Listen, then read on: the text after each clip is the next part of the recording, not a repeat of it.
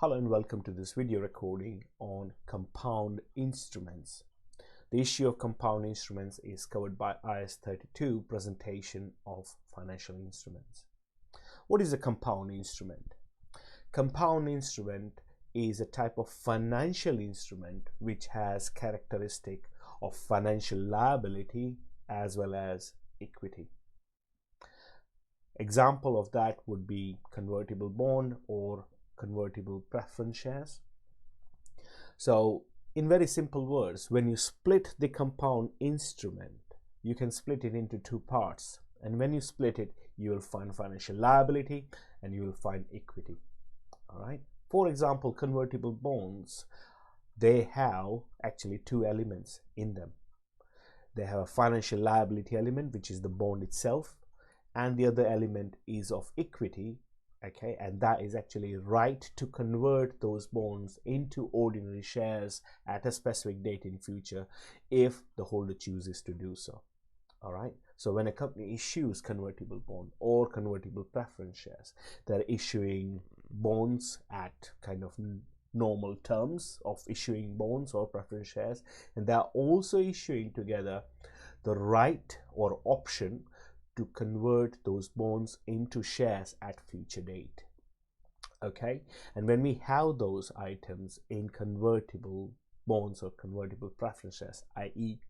compound instruments, we'll need to split those two items and show them separately according to their recognition principles. So the bond element in our case, in this example, will be recorded as financial liability, and the option to convert those bonds into shares will be recorded as equity. Okay, and IAS 32 provides principles as to how to account for such split, and after you have accounted for them separately, how to measure them. Okay, so those are the principles we'll be applying over here. Let's read through the case that is given to us. On 1st January X7, entity issued 10,000 6% convertible bonds at par of £100 each. So the face value of these bonds is £100, and we are issuing them at £100, not at premium, not at discount, straight £100. 6% convertible bonds. 6% is the coupon rate at which the holders will get interest, and the number of units that we are issuing is 10,000. Each bond is redeemable at par or convertible into 4 shares on 31st December 2000 X8, and that actually triggers this issue of splitting the bond into two elements, right? Because the bonds can either be redeemed at par for cash, or they can be converted into 4 ordinary shares. So the bonds come with an option to convert those bonds into shares at future date. Okay, and that option is the equity element, so we need to split it. One more time, technically what the company is issuing is bonds, normal bonds. Okay, and let's read through this sentence so we understand what interest rate normal bonds attract. Interest is payable annually in arrears. The market rate of interest for similar debt without conversion option is 8%. So company is effectively issuing bonds which are in fact should attract 8% interest. All right, and also the equity option to convert those bonds into shares. What we need to do is measure the liability and equity components of these bonds on 1st January 2000 X7 and 31st December 2000 X7.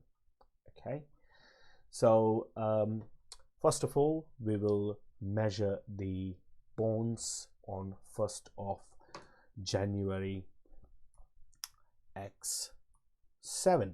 All right, so on 1st of January X7, how are we going to measure the bonds, right? As we said, it will have two elements, equity and liability. The financial liability element will be the present value of all the future cash flows associated with those bonds. Okay, so the interest payment and capital repayment are the main cash flows for that bond. Okay, they will be discounted at effective rate of 8%. Okay, 8% is the normal rate of paying interest on the bonds without conversion option. So all the cash flows that we are paying in future, all right, if we had to pay interest at the rate of 8% on that, what would be the present value of those cash flows? Okay, so first of all, we need to work out the liability element. So let's work out the liability element.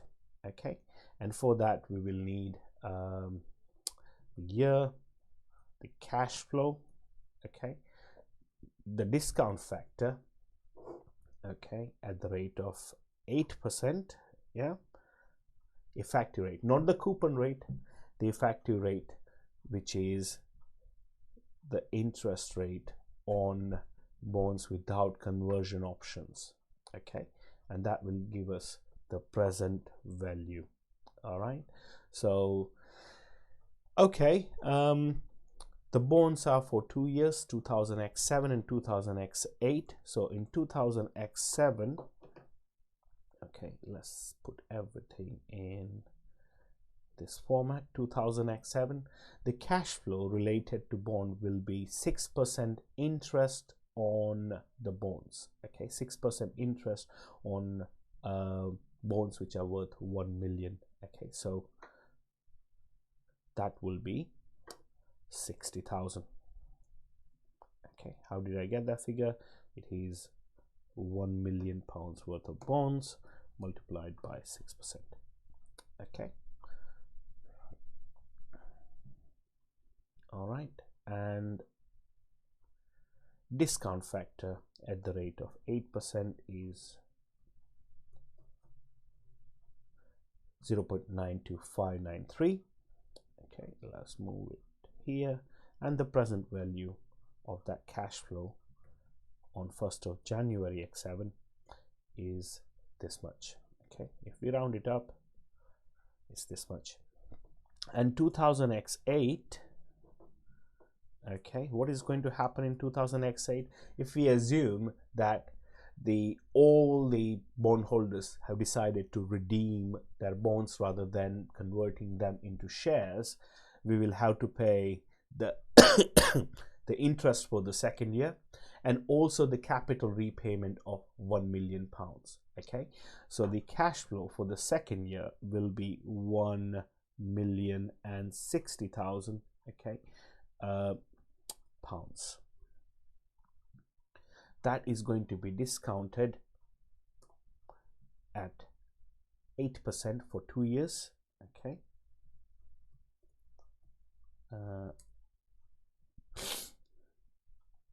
all right, and what we'll get here is the total present value of the cash flows going out in the second year. All right, so if we add this up,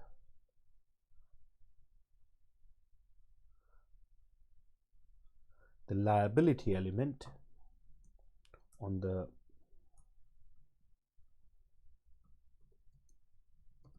issue date on 1st of January x7, okay, is 964,335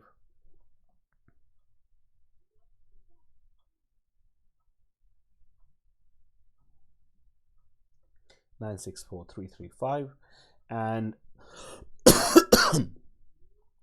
if that is the liability element, what is the equity element? Okay, so total proceeds on 1st of January x7, how much did we generate on 1st of January x7? Total money that came in, 10,000 bonds into £100 each, so it's 1 million. Okay, and from there, if we deduct the liability element, oops, there are too many S's there, so if we deduct that, if we deduct the liability element from there, what we'll be left with is the equity element.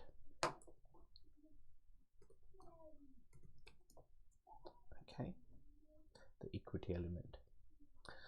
Right, so let's summarize this. In order to work out the liability element of the total compound instruments, first we need to work out the cash flows that will go out over the life of that instrument. So typically it's the interest and capital repayment.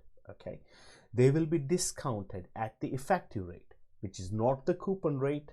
It's not 6%, but it is actually the rate at which you would have to pay interest if the bonds did not have the conversion option. Okay, so we convert them into present value using that, and whatever figure we find as liability element is then deducted from the total proceeds that you received on the first day of issue of the bonds. Okay, the resulting figure is the equity element. So on 1st of January X7, okay, your statement of financial position, come on, your statement of financial position, your equity section will have the equity element of the figure that we worked out, and the non-current liability section will have the liability element. Okay, we can call them bonds, 6% bonds, but they are recognized at the present value of future cash flows. Okay, so we have recognized both. Now what will happen on 31st? Okay, let's do 31st December calculation here. So what will happen on 31st December X7? In SFP, the equity element will remain the same. Okay, it will remain exactly the same, no change. However, the non-current liability, 6% convertible bonds, will be the value of that will be increase and decrease. The value of that will be increase and decrease using the amortized cost approach. Okay, so we started with 964,335.